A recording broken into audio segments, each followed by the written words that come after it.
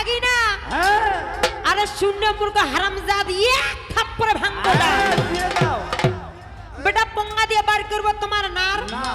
আর পঙ্গার ভিতর দিব খিল মারবো ঘুরতার টানা ঢিল জানতে পারবে নিতান্ত তুই গাধা আরে গাইতে পারলে গান হইলে খবরদার সরে পা দিবি না এই আজকের দিনে আমি হইলাম তোমার মামি মামি মানে কি